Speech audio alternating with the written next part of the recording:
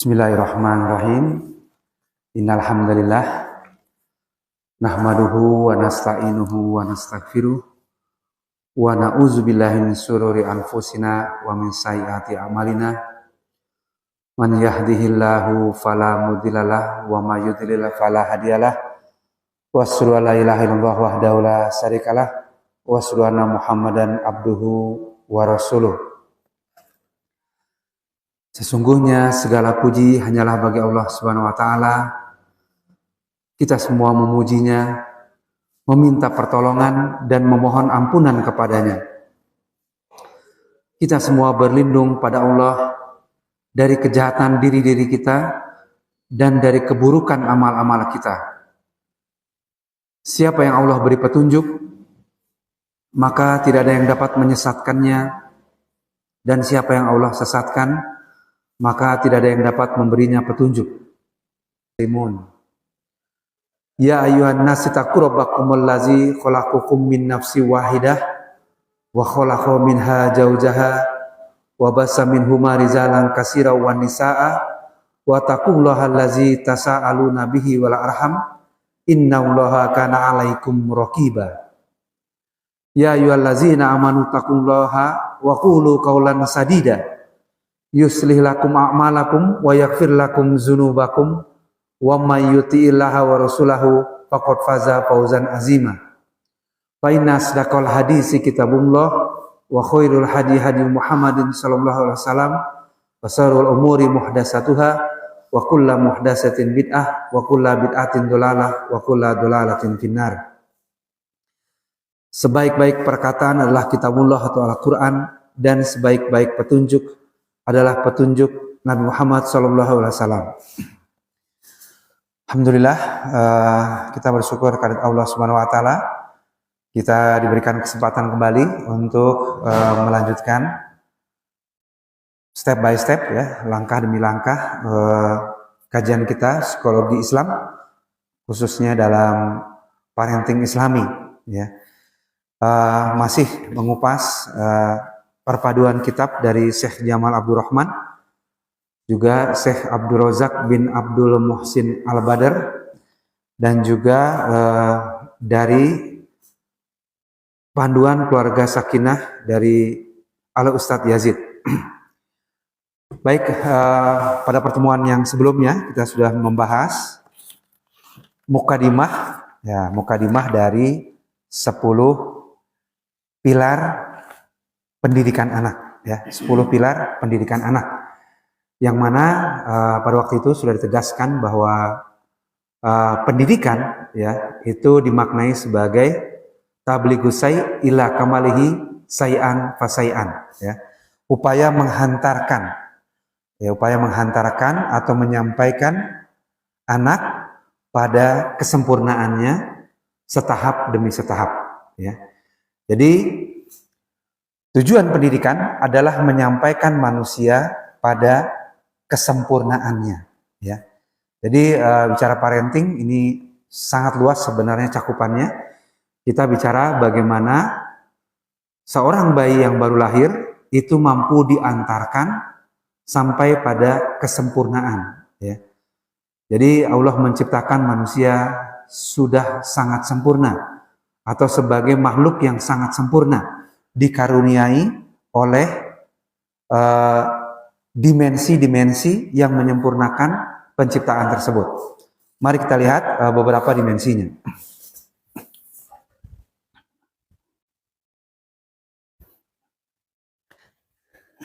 Ya, ya, baik. Jadi Allah Subhanahu Wa Taala menciptakan manusia sebagai khalifah di muka bumi, gitu ya.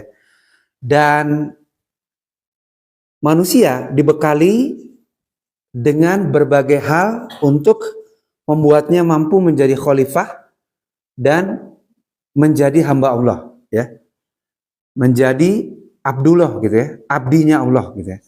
Nah, ini dia. Maka proses pendidikan adalah proses untuk menyempurnakan, ya, apa yang Allah sudah anugerahkan kepada manusia itu sendiri, ya. Jadi tanpa pendidikan yang baik, ya, banyak kemudian manusia yang hidupnya ya tidak sempurna, ya, karena tidak berhasil diantarkan menuju kesempurnaannya. Ada manusia yang akalnya saja yang berkembang luar biasa, ya, namun sisi kehidupan yang lainnya tidak sempurna. Dia sangat pintar, namun tidak bisa mengendalikan nafsunya dengan baik. Misalnya demikian, ya. Ada manusia otaknya sangat pintar, tapi nafsunya tidak bisa terkendalikan dengan baik, sehingga dia tabrak sana sini, ya, melakukan segala hal untuk memuaskan nafsunya. Ya. Ada orang yang akalnya berkembang dengan baik, namun kolbunya, penuh dengan penyakit, kan begitu ya? Ada banyak penyakit hati, ya, antara lain ria, ya, misalnya ingin dipuji, ya, kemudian hasad, ya, penyakit-penyakit hati yang tidak terdidik atau teredukasi hatinya dengan baik, sehingga penyakit-penyakit ini muncul. Hasad, ya, yang mudahnya adalah senang melihat orang lain susah, susah melihat orang lain senang, gitu ya. Jadi berkembang dirinya, berkembang otaknya, tapi hatinya tidak bersih, gitu ya. Atau ria, melakukan segala sesuatu hanya untuk dipuji, ya. Sum'ah, untuk mendengarkan pujian-pujian dari orang lain, untuk dilihat oleh orang-orang lain, kan begitu ya. Lalu takabur, misalnya begitu ya. Atau sombong, ya, merasa dirinya yang paling benar, paling tinggi, ya, paling harus diikuti dan lain-lain. Padahal, pendidikan, ya, tadi ya, tablighus syai' ila kamalihi syai'an fa syai'an, adalah agar manusia mampu menjalani keempat hal ini dengan baik, ya. Yang pertama, kesadaran utuh bahwa manusia adalah makhluk ruhani, bahwa manusia merupakan sebenarnya bagian dari perjalanan pendek saja di dunia, ya. Ini kita semua meyakini bahwa kullu nafsin za'iqatul maut, ya, setiap yang bernyawa pasti akan merasakan kematian. Namun keyakinan akan hadirnya keyakinan ini jarang terbawa pada kehidupan sehari-hari, ya, gitu ya. Artinya kurang menghayati, ya, kurang menghayati. Jadi ada banyak manusia, ya, yang pendidikannya, proses parentingnya, proses pengasuhannya dari kecil sampai besar belum menghantarkan pada kesempurnaan ini semua. Kan begitu ya. Pada kesempurnaan ini semua, ya. Oleh karena itu, ya, proses pendidikan, ya, secara umum di keluarga, di sekolah, di masyarakat dan lain-lain adalah untuk menyempurnakan ini semua, ya. Yang pertama, ya, membangun kesadaran penuh bahwa dia adalah makhluk ruh. Ruh yang dititipkan, ruh yang sudah diciptakan 50.000 tahun sebelum langit dan bumi diciptakan, kemudian dititipkan 60 sampai 70 tahun pada jasad kita, ya, di muka bumi. Begitu ya.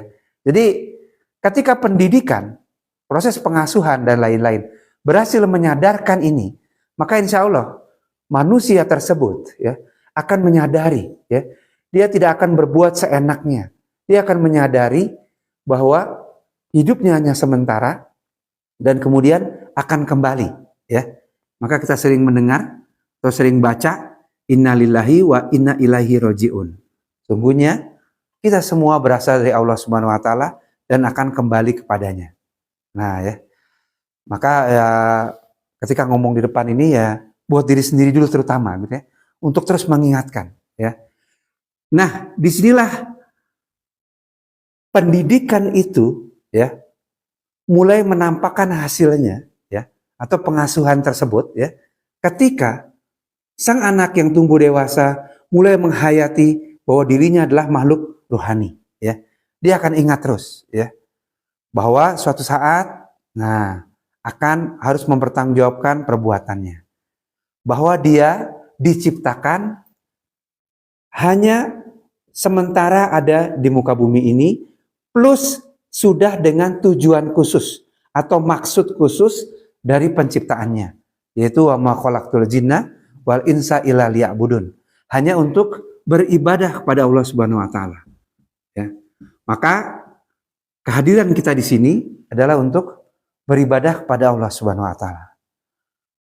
Yang kedua, pendidikan atau pengasuhan sejatinya menghantarkan kita pada kepemilikan akal yang sempurna.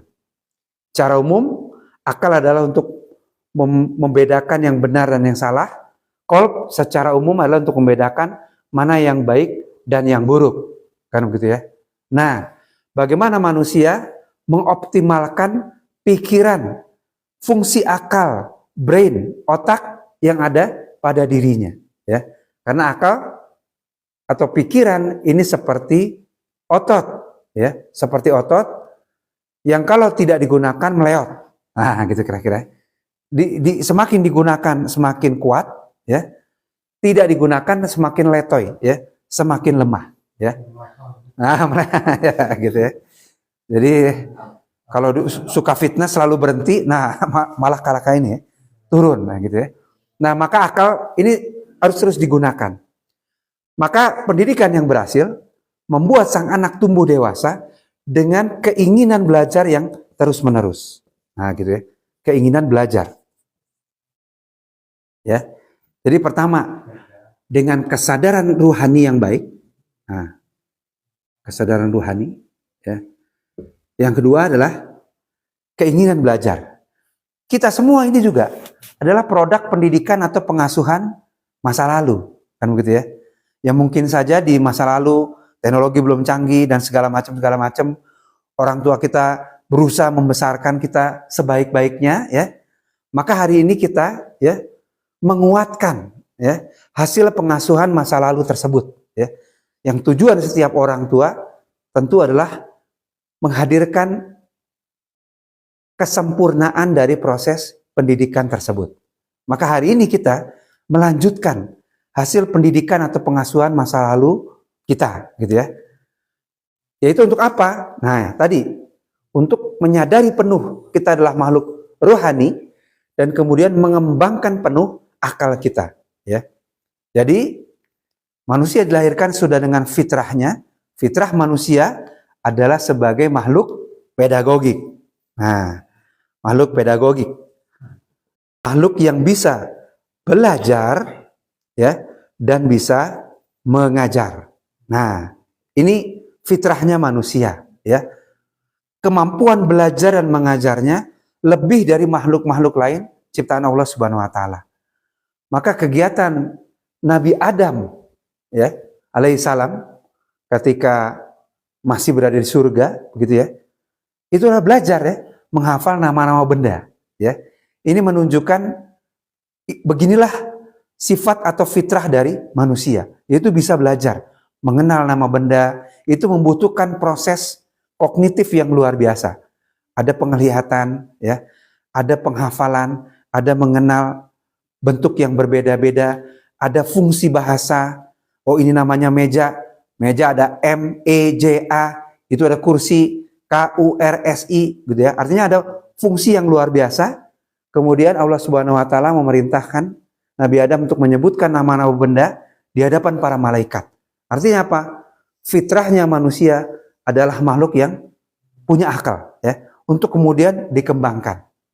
Dan kajian-kajian, ya, ini menegaskan bahwa, nah, tidak ada limit atas bagi kemampuan otak manusia untuk tumbuh dan berkembang, ya.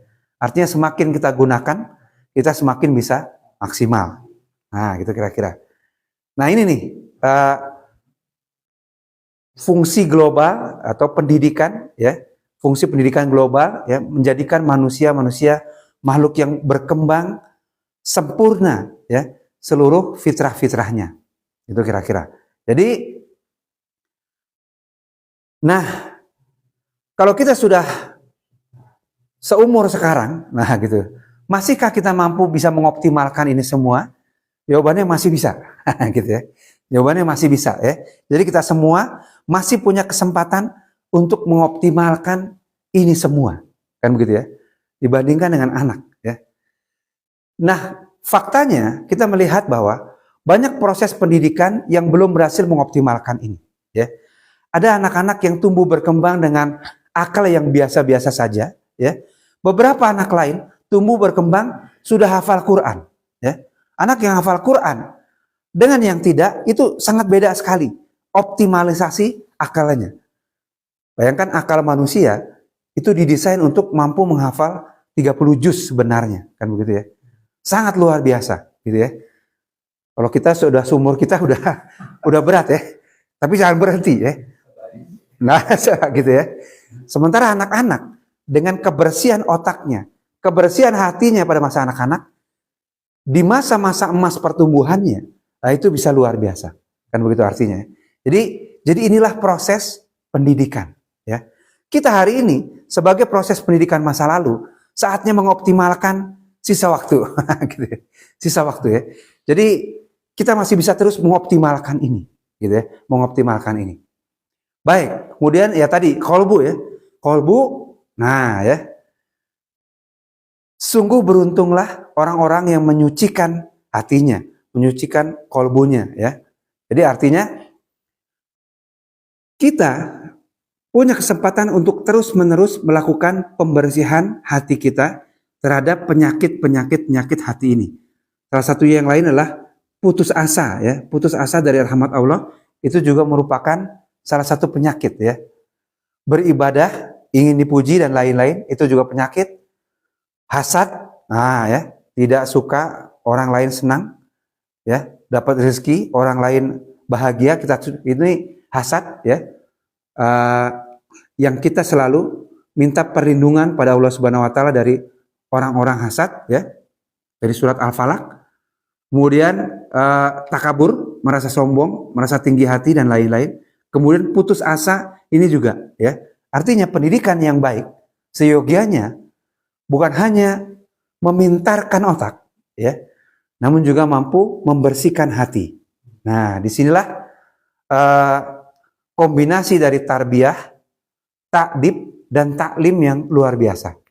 Lalu, nah, mungkin banyak pendidikan yang ininya berhasil, tapi kemudian pengendalian hawa nafsunya masih kurang ya. Kita melihat banyak kejadian ya. Ya, kalau kita kembali kepada judi online dan lain-lain, ya mungkin pengendalian hawa nafsunya yang kurang ya. Atau kekerasan pada pasangan, orang pacaran ya.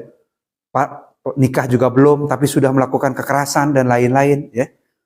Tawuran antar remaja dan lain-lain, ada pengendalian hawa nafsu yang belum. Maka pendidikan yang holistik memampukan kesempurnaan manusia ini yang seharusnya manusia itu bisa raih dan sudah dicontohkan oleh Rasulullah SAW itu bisa ya, bisa dikejar ya. Oleh karena itu kita lihat, nah pilar-pilarnya ya. Artinya ya, agama ini, ya, agama Islam ini sungguh luar biasa, sudah menyiapkan agar manusia mampu menjadi manusia yang paripurna, manusia yang baik. Maka dari ayat yang pertemuan sebelumnya kita sudah bahas ya, ya ayyuhallazina amanu qu anfusakum wa ahlikum naro, ini sudah disiapkan dengan luar biasa. Jagalah dirimu dan keluargamu dari api neraka. Itu ternyata dimulai dari sebelum berkeluarga. Itu kira-kira ya. Jadi dimulai dari sebelum berkeluarga. Artinya Islam sudah memberikan panduan yang luar biasa agar masyarakat tidak rusak, agar keluarga tidak rusak, agar manusia berkembang seluruh potensinya. Ketika diamanahkan menjadi khalifah di muka bumi, ya. Manusia juga sudah dibekali hal-hal yang sangat luar biasa ketika diciptakan untuk beribadah kepada Allah Subhanahu wa taala. Kita baru dapat beribadah dengan baik ya ketika kita tadi ruhaninya berkembang dengan baik, akalnya berkembang, qalbnya berkembang, nafsunya terkendalikan dengan baik. Nah gitu ya. Baru kita mampu beribadah dengan baik. Kemudian pada pertemuan lalu kita bahas juga kulukum ra'in wa kulukum mas'ulun an ra'iyatihi. Setiap kalian adalah pemimpin dan setiap kalian bertanggung jawab atas kepemimpinannya. Maka pemimpin yang baik, pendidik yang baik, itu dimulai dari pengembangan yang baik dari 4 kapabilitas spiritual tersebut. Ya. Maka sang pemimpin, ya, sang ayah dalam hal ini terus berusaha mengembangkan ininya, ruhaninya, akalnya, kolbunya, dan juga nafsnya. Oleh karena itu, ternyata penyiapan generasi, ya, dengan kesempurnaan ini semua, kesempurnaan tumbuh kembang fitrahnya, itu sudah dimulai dari bagaimana kita berusaha memilih bibitnya, memilih benih-benihnya. Maka pilar pertama adalah memilih istri yang solihah. Memilih istri yang solihah, ya. Jadi bagi generasi ke depan, ya, para pemirsa dari Lintang TV Channel, ini Lintang TV Channel ini, ya, dimanapun Anda berada, kita akan kupas, ya, ternyata Islam sudah memberikan panduan yang begitu luar biasa. Artinya, calon anak, ya, ketika dia belum jadi anak, itu punya hak, ya. Dia punya hak memiliki orang tua yang baik, yang mampu mendidiknya. Setiap calon anak itu punya hak untuk memiliki orang tua yang baik, yang bisa membimbingnya, ya. Maka laki-laki dalam hal ini, ya, itu dianjurkan untuk memilih tempat benihnya tersebut, memilih rahim yang baik. Memilih rahim yang baik. Maka kita bacakan dari Syekh Abdul Razak ini, bahwa para laki-laki, ya, calon suami nanti wajib bersungguh-sungguh dalam memilih istri yang dikenal dengan keistiqomahan, kebaikan, dan ketakwaan. Karena istri yang solihah akan membantu kita dalam membimbing, mendidik, dan membesarkan mereka dengan perkembangan yang baik.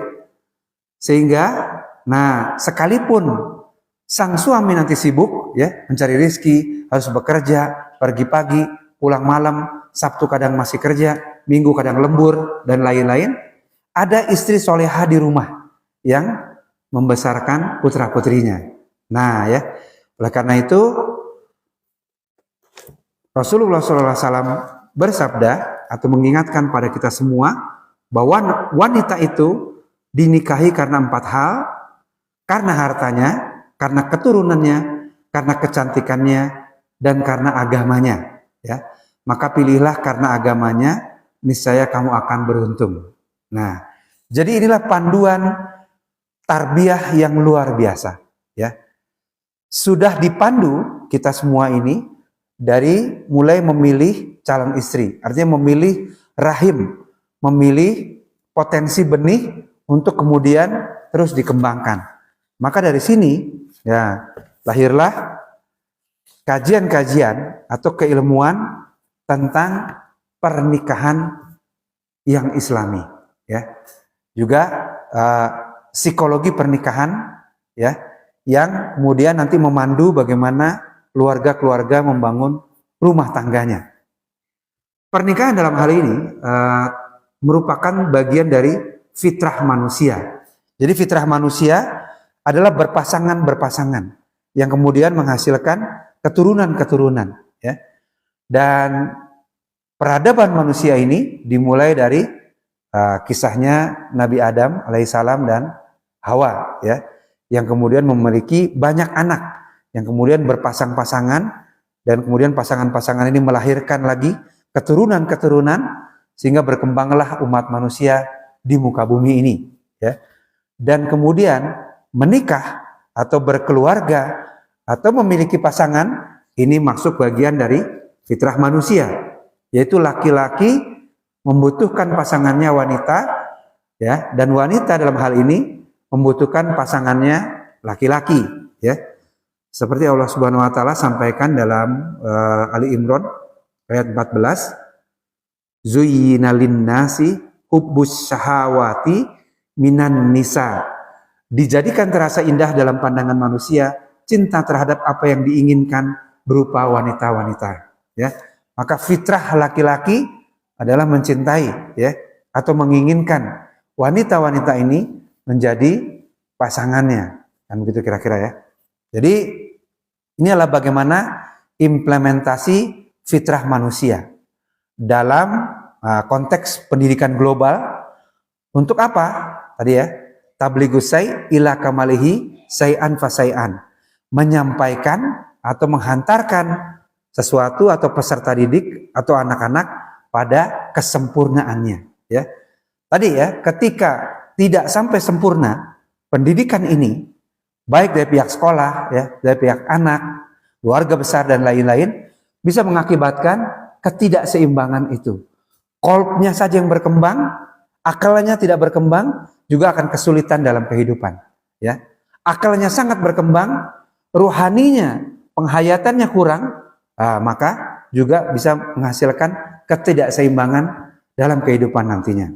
Ya, maka, jalan untuk memenuhi fitrah kebutuhan manusia tersebut, Islam sudah menyediakannya, yaitu melalui jalur pernikahan. Ya, pernikahan adalah gerbang dalam membentuk atau membangun peradaban-peradaban manusia.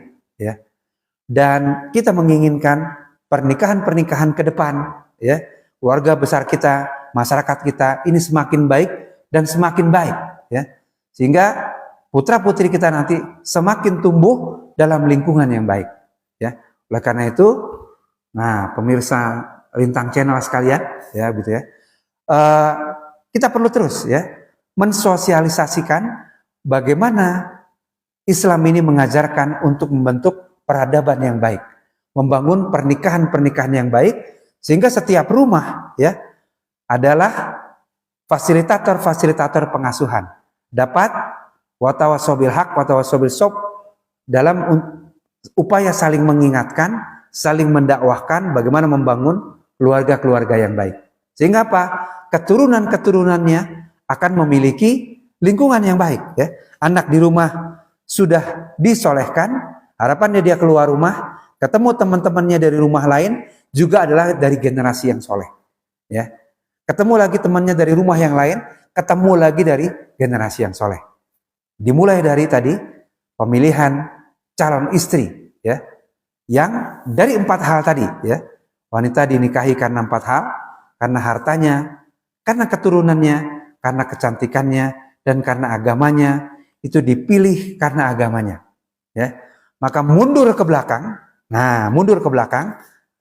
Ini tugas orang tua kemudian, ya, untuk mensolehkan anak laki-lakinya sebagai calon ayah di kemudian hari, ya, dan juga untuk mensolehahkan putri-putrinya, ya, untuk kemudian dia menjadi akhwat, ya, menjadi pemudi, ya, menjadi remaja-remaja, menjadi orang dewasa wanita yang baik, sehingga pantas dipinang oleh calon pasangannya yang baik juga. Gitu ya. Sehingga lahirlah generasi yang masuk dalam ciri-ciri orang yang beriman, ya. Dalam Al-Mu'minun nomor 5-7 yang artinya, dan orang-orang yang memelihara kemaluannya kecuali terhadap istri-istri mereka dan hamba sahaya yang mereka miliki, maka sesungguhnya mereka tidak tercela. Tapi barang siapa yang mencari di balik itu seperti zina dan yang lain-lainnya, maka mereka itulah orang-orang yang melampaui batas, ya. Jadi pernikahan dibangun selaras dengan fitrah manusia yang memiliki syahwat, memiliki kebutuhan biologis, ya, namun kemudian dibingkai secara syariah melalui pagar-pagar rumah tangga. Maka pernikahan dalam Islam yang pertama adalah memenuhi tadi tuntunan dari naluri fitrahnya manusia, ya. Maka dibangunlah sistem kerumah tanggaan ini. Yang kedua, membentengi akhlak yang luhur dan menundukkan pandangan, ya, menundukkan pandangan. Jadi sasaran utama disyariatkannya pernikahan dalam Islam adalah untuk membentengi manusia dari perbuatan kotor dan keji yang dapat merendahkan dan merusak martabat yang luhur. Di sini tersiratkan bahwa para orang tua guru, para pendidik dan lain-lain bertugas menyiapkan putra-putrinya. Yang putri disiapkan untuk tumbuh fitrahnya, fitrah kebundaannya. Nah, yang putra disiapkan untuk tumbuh baik, teredukasi, memiliki fitrah keayahan yang baik. Rasulullah SAW bersabda, wahai para pemuda, nah siapa saja di antara kalian yang telah berkemampuan untuk menikah, maka menikahlah. Ya, jadilah anjuran atau perintah untuk menikah. Ya, karena menikah tadi betul-betul banyak keutamaannya bagi dirinya dan bagi agama ini juga. Ya, maka wahai para pemuda, siapa saja di antara kalian yang telah berkemampuan untuk menikah, maka menikahlah. Karena pernikahan itu lebih menundukkan pandangan dan lebih membentengi farji atau kemaluan. Ya. Adapun bagi siapa saja yang belum mampu atau tidak mampu, maka hendaklah berpuasa. Karena puasa itu dapat membentengi dirinya. Nah, gimana biar mampu? Nah, maka disitulah tugas pendidikan global. Ya. Tablighu syai' ila kamalihi syai'an fasai'an, memampukan ya generasi masa depan ya untuk memiliki ini yang baik. Ya. Berkembang akalnya, berkembang bakat-bakatnya, sehingga melalui bakat-bakatnya tersebut dia dapat mencari penghasilan, mencari rezeki, ya. Dengan kolbunya yang baik, ya, dia terbangun menjadi manusia yang bisa berinteraksi sosial dengan baik, ya, sopan santun kepada yang tua, ya, adab kepada gurunya dan lain-lain, ya. Dia terbangun menjadi manusia yang mampu mengendalikan hawa nafsunya karena dia ingat bahwa dia adalah makhluk ruhani, ya, makhluk yang diciptakan untuk beribadah kepada Allah dan makhluk yang innalillahi wa inna ilaihi rajiun, ya, diciptakan untuk kembali, diciptakan untuk kembali nanti suatu saat, ya. Ini ditanamkan pada generasi yang ke depan, sehingga yang putrinya siap tumbuh fitrah kebundaannya, yang putranya siap tumbuh fitrah keayahannya. Nah, gitu kira-kira.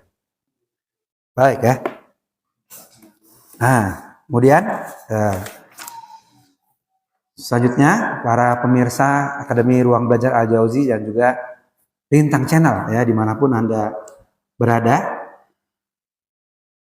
fungsi pernikahan yang ketiga dalam Islam adalah menegakkan rumah tangga yang Islami, ya, menegakkan rumah tangga yang Islami, ya. Jadi parenting ya bukan hanya bagi pasangan muda, terutama bagi kita ya yang sudah 40 tahun ke atas, 50 tahun ke atas, ya, juga masih terus menyandang amanah membangun rumah tangga yang Islami. Bahkan kita diharapkan menjadi contoh bagi keluarga-keluarga muda, calon-calon suami istri dan lain-lain. Kita bisa memberikan contoh yang baik bagaimana membangun rumah tangga yang sakinah. Tentunya kalau kita terus belajar dan memperbaiki diri, ya, memperbaiki diri karena barangkali tadi ya hijrahnya juga baru-baru, ya, belajar agamanya juga baru-baru dan lain-lain. Insya Allah masih ada kesempatan untuk terus menyempurnakan diri. Jadi tujuan yang luhur dari pernikahan tidak lain adalah supaya suami istri menegakkan syariat Islam, ya. Dan ini di zaman global ini, di zaman modern ini, tantangannya menjadi semakin berat untuk terus menegakkan syariat Islam, ya. Kadang suami 50 tahun, ya, mungkin istri 40 sekian tahun, itu juga harus saling mengingatkan, ya. Pak, kayaknya langkah kita ini masih kurang lurus, mari kita luruskan. Atau mengingatkan ibunya, Bu, ingat ya, godaan di luar sana begitu luar biasa, kita kembali kepada syariat Allah. Ya, jadi makin tua makin romantis dalam rangka, saling mengingatkan agar langkah kita tetap dalam syariat Islam ini. Ya. Sehingga apa? Anak-anak kita walaupun sudah dewasa, melihat kita tetap sebagai contoh, sebagai panutannya, begitu kira-kira. Jadi tujuan yang luhur dari pernikahan tidak lain supaya suami istri menegakkan syariat Islam dalam rumah tangga. Setiap muslim dan muslimah wajib berusaha menegakkan rumah tangga berdasarkan syariat Islam. untuk dapat membina rumah tangga yang Islami.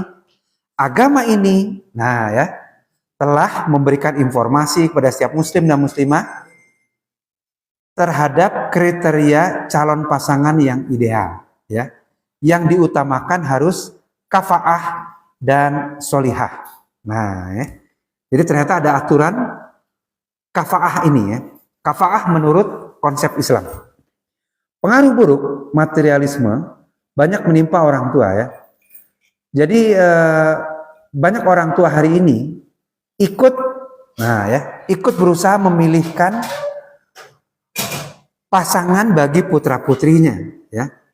Namun banyak yang masih menitik beratkan pada banyaknya harta, kedudukan yang seimbang, status sosial yang sama, kedudukan yang baik dalam memilih calon pendamping bagi putra putrinya. Dan masalah kufu atau kafaah, sederajat atau sekufu, hanya diukur berdasarkan materi. Nah, ini juga nasihat bagi para orang tua, ya. Ketika ingin menikahkan putra putrinya, maka nasihatnya adalah mereka menikahkan pada yang atau berdasarkan prinsip kafaah, ya, sederajat atau sekufu, ya. Bukan sekedar sederajat status sosialnya, hartanya, kedudukannya, ya. Namun juga berdasarkan pemahaman agamanya, ya. Pemahaman agama yang baik yang menjadi pandangan awal dalam memilih pasangan, ya. Ini akan memberikan kemudahan bagi keluarga tersebut kemudian menjalankan kehidupannya kelak. Kan begitu kira-kira, ya. Jadi ketika orang tua hanya memberikan pertimbangan, ya.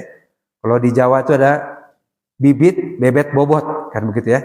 Mempertimbangkan keselarasan atau keseimbangan, ya, atau sederajatnya bibit, bebet, bobot ini, ya.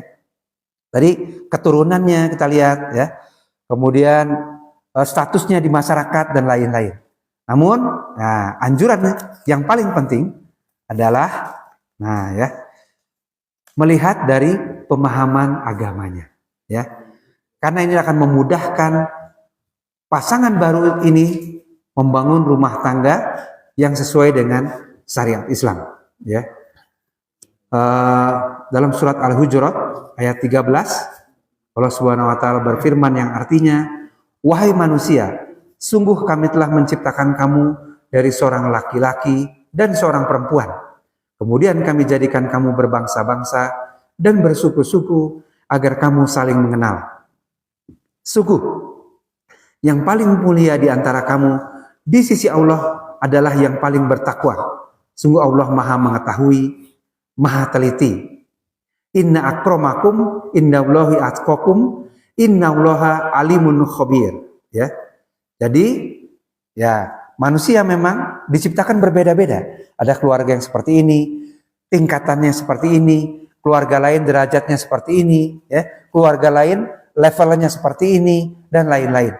Namun, diingatkan dalam Al-Hujurat ini, yang paling mulia di antara kamu, ya, di antara laki-laki, di antara perempuan, inna akramakum indallahi atqakum, ya. Sesungguhnya yang paling mulia di antara kamu di sisi Allah adalah yang paling bertakwa, ya. Maka takwa menjadi ukuran, ya, bagi bagaimana calon keluarga yang akan menikahkan putra-putrinya, ya, memberikan masukan-masukan atau pandangan-pandangan dari sisi ketakwaan calon pasangannya, ya. Maka laki-laki ketika nanti akan memilih calon pasangannya, ya, para pemirsa sekalian, ya, itu juga atau terutama adalah melihat dari sisi agamanya ataupun tingkat ketakwaannya. Karena sekali lagi, seorang wanita dinikahi karena 4 hal, karena hartanya, keturunannya, kecantikan, dan agamanya, maka hendaklah memilih wanita yang taat beragama atau karena agamanya atau karena keislamannya, sehingga kita akan beruntung dalam hal tersebut. Hal ini juga ditegaskan oleh Syekh Muhammad bin Shalih Al-Utsaimin, ya, yang menjelaskan bahwa pilihlah wanita yang taat beragama atau baik keislamannya, sehingga kita akan beruntung, ya. Karena sekali lagi, ya, memang tugas suami kemudian sepanjang mereka masih kemudian menjadi suami istri adalah terus berusaha membimbing istrinya, ya. Namun demikian, ketika kita mendapatkan istri yang baik agamanya, proses pembimbingan ini bisa berlaku timbal balik, ya, saling mengingatkan, ya, saling mendakwahi, ya, dengan kebenaran dan juga kesabaran, ya.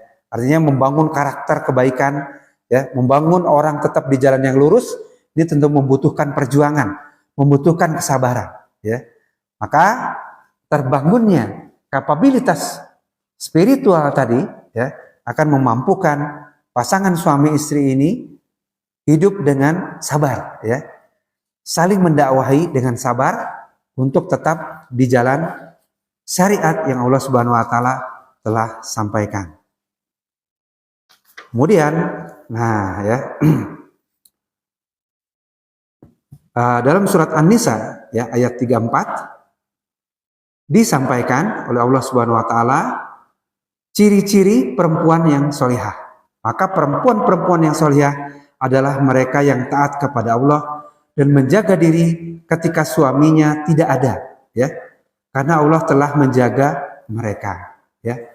Maka upaya memilih tadi calon pasangan yang bertakwa, yang baik agamanya, salah satunya, ya, adalah agar mereka mampu menjaga dirinya, ya, ketika suaminya tidak ada, ya. Karena suami pada lazimnya itu bekerja mencari nafkah, berpisah, keluar rumah dulu, ya. Ada yang sorenya langsung pulang, ada yang akhir pekan baru pulang, ada yang berbulan-bulan baru pulang. Maka dibutuhkan, nah, istri yang tetap taat beragama, ya, tetap bertakwa ketika suaminya sedang berjuang mencari rezeki tadi, ya. Dan, nah, Rasulullah SAW bersabda, diingatkan pada kita semua, dunia adalah perhiasan. Dan sebaik-baik perhiasan dunia adalah wanita yang solehah, ya.